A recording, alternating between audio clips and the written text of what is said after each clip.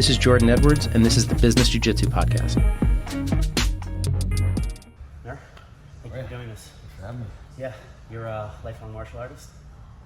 Yeah, I started, my mother enrolled me in a judo class when I was like 7 or 8 years old. That was my first martial arts experience. Yeah.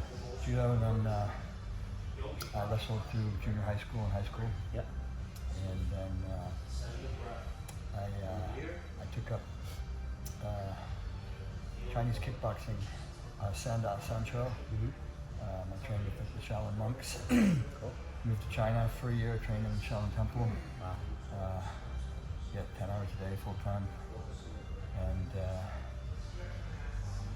got to striking here. Yeah. And then one day Eric Owings wanted to try out some jiu-jitsu, and Yep. that was it, man. I was hooked. He's a real samurai, Eric. Yeah, Right?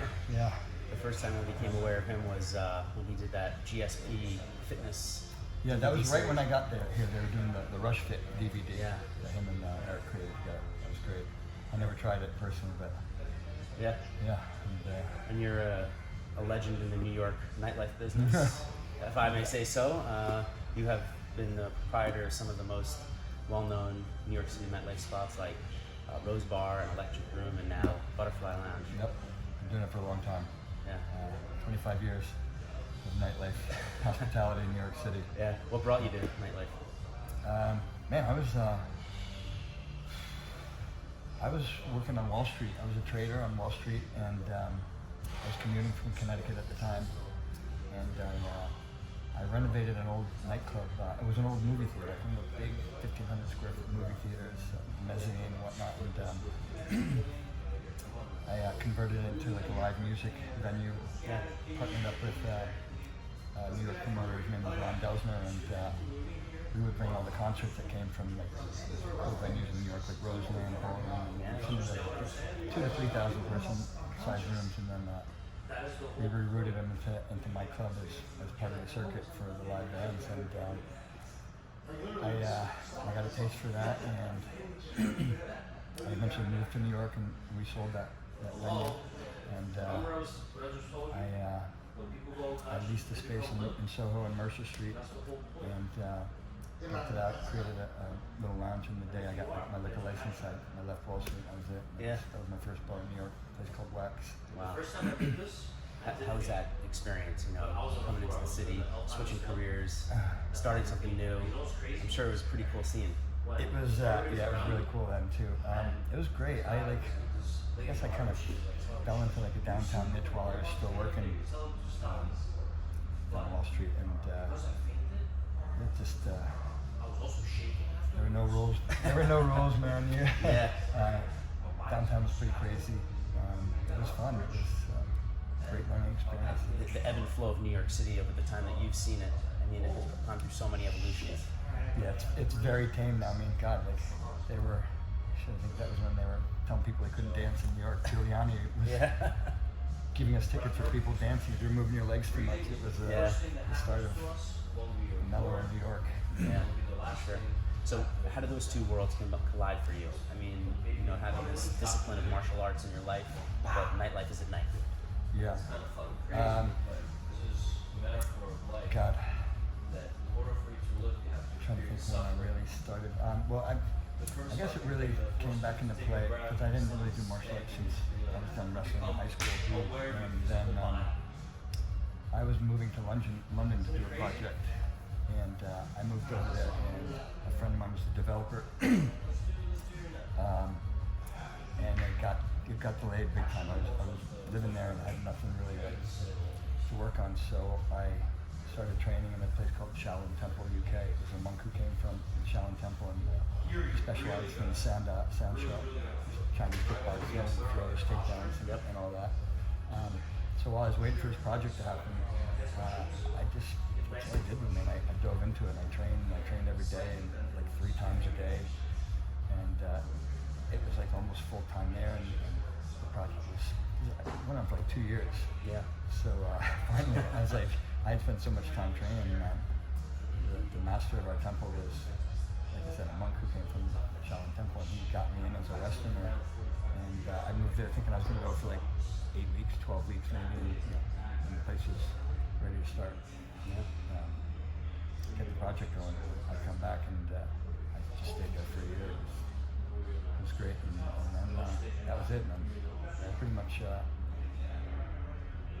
martial arts are always involved in my day-to-day. Yeah. From Well, you are a habitual success over and over and over and over again. You know, throughout these many, many years, where you've gone, you continue to have success.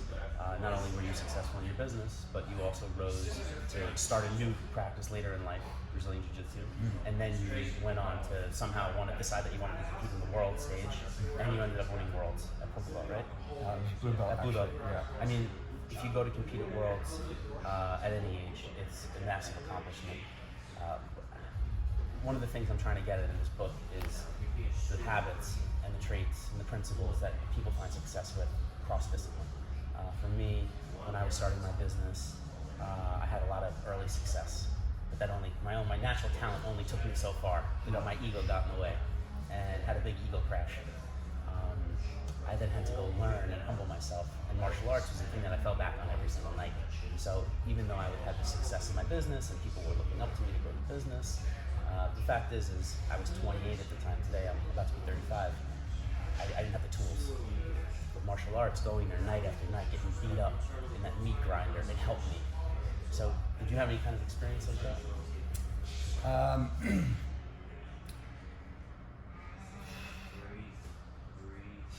I mean, jiu-jitsu, as you know, everyone says like it's all about ego, right? And not having ego and learning. But I guess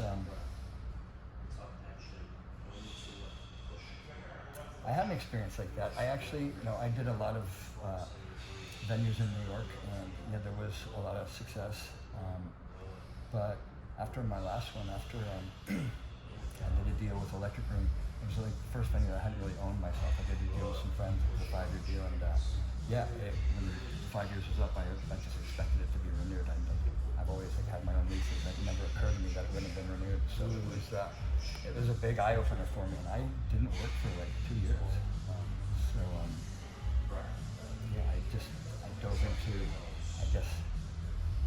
I dove more into jiu-jitsu here, and I was training like twice a day, and just waiting for the right project to do again. So I fell back on jiu-jitsu as well just to keep my mind clear and stay focused. And that's a very deep insight. Thank you for telling me that. I've had very similar situations to that. In my real estate business, we were going to buy a property. We had the contract, it was negotiated, it was done, and the seller sent it to us. We put our John Hancock on it. It was a couple $1 million, and the guy retraded the deal at the 11th hour for 50 grand to somebody else. They just came in and they said, here's 50 grand more. They didn't even give us the opportunity to try to take it back. Our name was already on it. And how much time did you put into that? Oh, months. Yeah. 2-3 months. And it goes to show you, first of all, the name of this gym, Mushin, no mind. Open mind, yeah. Yeah, I find that the martial arts, it's just such a perfect metaphor for life. It's so explicit in martial arts. In the business world, you have to read into it. It's not surface level. You have to really think about the things that you're going through and compare it to martial arts. I find that the martial arts really just help me navigate these shitty things that seem to happen over and over and over again. Yeah. I feel like in my business there's always highs and lows, and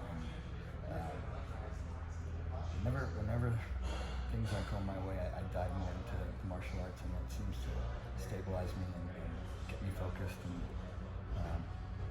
it just keeps you thinking clearly and get back on track. Yeah. It's hard to explain, but it is hard to explain for people that aren't in it. I have friends all the time that ask me, how's that karate thing you're doing? I was like, well, I've been doing jiu-jitsu for 11 years. I think you mean jiu-jitsu. Yeah. Just force yourself to do it. No one wants to get up at 5:30 in the morning and fight for an hour. It's not natural, man, but it's something that we do, and it's an important part of our lives. Right? It's like brushing your teeth now at this point. Yeah, for sure. You're tired, you want to go, but you do it. And same thing with work. You perseverance. You show up and you just keep going and doing what you got to do. Do the people in your life outside of jiu-jitsu, do they understand what you do on these mats? I I don't think so much. I mean, they know, like, I do martial arts. I don't think they know what really happens in here and how intense it can get and how fun it is also. But yeah, it's a constant ego check, right? Like everyone's the captain of their industry in here and in their own field, and then you come and none of that matters. Everyone's equal playing field. That's a very good way of putting it. You in nightlife, you have egos coming at the door for so many personalities, so many people. They want to be in. They want to be a part of this experience that you've created. It must be difficult to try to manage what happens inside of the bar, especially when you know there's a measure of control that you have in martial arts. You are coming to practice it, and a measure that's outside your control, but you don't know who's walking up to your door that night. Yeah, I mean, I can kind of equate my bars to Mushin, the gym here. I like to be in a smaller environment, much more of a controlled environment.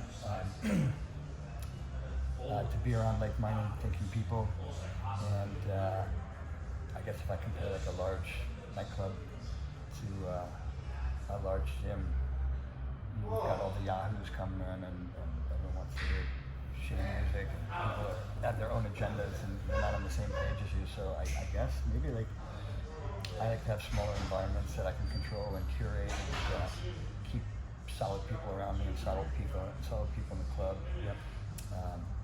That aren't going to harass other people. It's similar in like a smaller environment that it is here. It's not. These guys aren't about numbers and just taking everybody in and taking all their dollars. We pay a little bit of a premium to be here, but it's so worth it, man. We're all safe and protected and around people that we jive with. Yeah, it's similar. I guess it's kind of similar. Yeah, this is a very special gym. It's a great place, really good people, high level of instruction. We took the class, the 6 a.m. class this morning with Rich Byrne, fantastic teacher, master of the details. He's at a very high level of jiu-jitsu, especially technical. How long have you been training with Rich? I've been here for 5.5 years, and I started really, I used to train at night, and then I started training with Rich in the mornings, I guess 2.5, maybe 3 years ago. And I really enjoyed the no-gi aspect of it. So Rich trains with Eddie Cummings and Holland Yao, so I think he picks and chooses like some really cool stuff that those guys do, and filters it through to me and the other morning students. So, it's been an honor to get to learn with him over the years. I met him 2 summers ago out in Hampton Jiu Jitsu, and he shows up on the weekends and he teaches.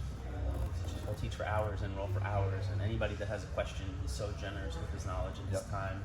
And he seems like he's there or here or training every day. He is training every day. Rich is a great guy. I'm very lucky to spend time with him.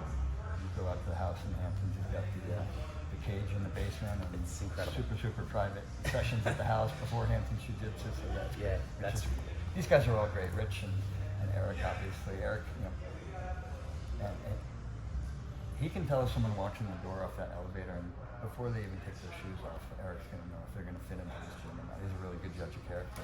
So it's similar to like how we do the doors at the nightclubs and stuff like that. But these guys are all great. Tony, who you know, and Chris. The privilege of rolling with Tony a few times, and when I sat down and spoke to Tony for the first time, I said, "How old are you?" And he told me I think he was approaching 50. He looks better. It's insane, than right? most of my friends who are in their early 30s. Yeah. His eyes are white. His skin's fit. I mean, he's a really special guy. I've only rolled with him a few times, but his level is super high. He just stopped like an assault or something on the subway on Friday. Yeah. So he put someone in, I guess someone was tormenting some woman on the train or whatever. I haven't gotten the whole story yet, but I guess he put him in a chokehold and held him until the cops got there. Tony's a savage. I'm obsessed. Like, even the reason why we're here is I love to find out what makes people tick, how they've been successful, what they're doing. And last summer I asked Tony, I said, well, what do you eat? What do you do? Tell me about your life. And he was telling me how simple his life is. But he said, you know what? He fasts for 23 hours, and then he eats whatever he wants. Yeah. Ice cream, a pint of ice That's cream. exactly what he told on me. Friday, but as long as he fasts for 23 hours, he can eat whatever the fuck he wants. That is exactly what he told me. He said he'll kill a pint of ice cream. If I look at a pint of ice cream, I put on weight. Yeah. No, he's a very cool guy. This jiu-jitsu circle is something that's really special. Tony was the one who put me through the ringer for the Worlds, man. He was he's always been my coach. I did a bunch of tournaments as a weight belt in Michigan, and man, I'd be lost without Tony coaching me. I had one fight with Adam, and he just something really special about his voice in your head and the amount of perfection in the drilling that we did to get us ready for the Worlds. Yeah, man, he's the man. Yeah, he's a special guy. He's another one of these monks walking among us. Yep. And not dissimilar from yourself. The first time that I met you, it wasn't on the mat. Maybe the second or third time that I had a chance to speak to you, I said, "Where do I know you from?" I mean, you have a look and you have a presence on the mat. And you just looked at me and said, "I probably served you booze sometime." And I was like, "This guy is he's absolutely no ego about what you do. You just, it was such a great." And then you went on to remind me who you were. I've seen you out maybe dozens of times over my life, going to Rose Bar, especially in Electric Room. Those places where, in my lifetime, coming up and living in New York City, being single, I'm married, I have a kid now, but those were some of the best nights of my life. Yeah, very fun. It's a great time. And now I channel a lot of that energy into my jiu-jitsu and going around. I really try to make it a point to get to as many gyms as I can, to meet as many people as I can. You travel a lot for work? I travel a lot for work. So yeah, when you go away, you find another gym? Everywhere I go. Yeah. When I started my career, I graduated from college in 2008, and I would go to Texas. I'd go to Florida, and there wouldn't be all that much training. Today, South Florida is you cannot go 2 blocks without an amazing jiu-jitsu academy. In the places I go in Texas, these are second and third tier markets. Yep. There's 3, 4 schools. And of course, all the normal places. Whenever I go to Los Angeles, I stop by 5 Star. Yeah, I just trained with Kenny Florian at his place in Meraki. Cool. A couple weeks ago when I was out there. So yeah, man, it's when we go out of town, you just have to incorporate into whatever you're doing, right? You have to find a little gym and get some training. And it's funny because I used to go to Thailand a lot, and when I was kickboxing and doing Muay Thai, I always had a trainer who would come and train me in the backyard or wherever. And I haven't gone in a while because it's such a long trip to get over there. And you really need to be there for 2 weeks. Yep. Decompression for 3 days here, 3 days going back. So it's got to make it a long trip. And I stopped going because I couldn't do jiu-jitsu there. And now I have a friend of mine who's having a birthday next month, and I'm actually kind of stoked when I may go because Tiger Muay Thai is in Phuket now, and they've got jiu-jitsu there finally. So now I kind of feel like I would go back to Thailand now. That's awesome. You don't want to take 2 weeks off and not train, right? It's more stressful not to do jiu-jitsu when you're away. For me, anyways. That's really well said. Especially when all your friends are partying or whatever, and they're out drinking, and you're like, I don't do that anymore. So I just want to get up in the morning and go train. Come back recharged from the holiday. Well, when I first met you, you were training a lot. I saw you at the 6 a.m. class, and then you told me, this was maybe about a year and change, that you were opening a new place. Yep. And you weren't going to make it to the early classes for a little bit until you got everything up and running. Yeah, that's when I had time off, so I was training in the morning and at night. I was training twice a day, and we started working on this project Butterfly. About a year ago. It's really beautiful. I lost my Friday morning class. So I come in the morning. Luckily, Rich will have a Tuesday morning class sometimes, and Eddie will come in and teach us. So if I can get Monday, Tuesday, Wednesday mornings in, it's great. And then I'll train at night. I lost my Friday 6 a.m. classes. I'm out too late. Any of the guys you work with, whether they're bouncers, bartenders, anybody train? My old doorman at Rose Bar, Dave, is the one who introduced me. Him and a dude named Cordell brought me in. Yeah. He was training here before I was, so yeah. Other than that, nope, not really. Not my line of work. Yeah. It's tough, the at-night business. Yeah. It's hard to, burn the candle at both ends and be out late and get up early. But you're here today. Yeah, man. Well, you have to find balance. Yeah. I think that's a good place to end in the balance. Balance is something I try to focus on all the time. In Jiu Jitsu, we're constantly seeking to keep the balance or break somebody's balance. And in my life, Kazushi. Life exactly. is a Kazushi. I have like a journal that I keep every single day. I put my to-do list in there. If I have some jotted down, I'll throw a jiu-jitsu technique in there. And there's always some kind of message on the cover. If it says Kaizen or Mushin, and I had one, Kazushi was one of the focuses, and it's going to be one of the chapters of this book. It's going to be all about balance. Off-balance your competitors. Off-balancing your competitors, keeping balance within yourself. Yeah. It's so unbelievably important, and as simplistic as it is, like it's so simple it could be written on the face of an emerald, but at the same time, it's eternally complex. Yeah, I mean, for me, it's like every class I write down notes. Like I'm sure you do as well, Yeah. right? And so, man, we've got years worth of notes that we write down every day. Everything's documented. I had the honor of teaching the beginner class at my dojo, Nur Khan, for about a year and a half. And I would always tell the beginner students, if you go back and look at my journals from the beginning, it's nonsensical. It doesn't make any sense. As the years moved on, my notes became more precise, more technical, and better understanding. Yeah, when I started out, I was Christopher Incarnation was training, and I was insistent on voice notes after every class. I didn't know what anything meant, and I couldn't write my own notes properly. So Right. we would record our lessons, and after 6 months, he's like, "I'm cutting you off. That's it. Now you know the terms and Yeah. terminology and the nomenclature, and you got to start writing this down." It was funny, though. Yeah. Well, I really appreciate you being part of this. You're a very busy guy. You're a very successful guy. And whenever you share your time, it's very much appreciated. Thanks for having me. I'm excited to put this book out. My last book took about 2 years to write. I suspect this book will take about 2 years also, so you're at the very front end, but I'm looking forward to keeping you updated. Early podcasters. Yeah. Yeah. Rich suggested that I speak to you, and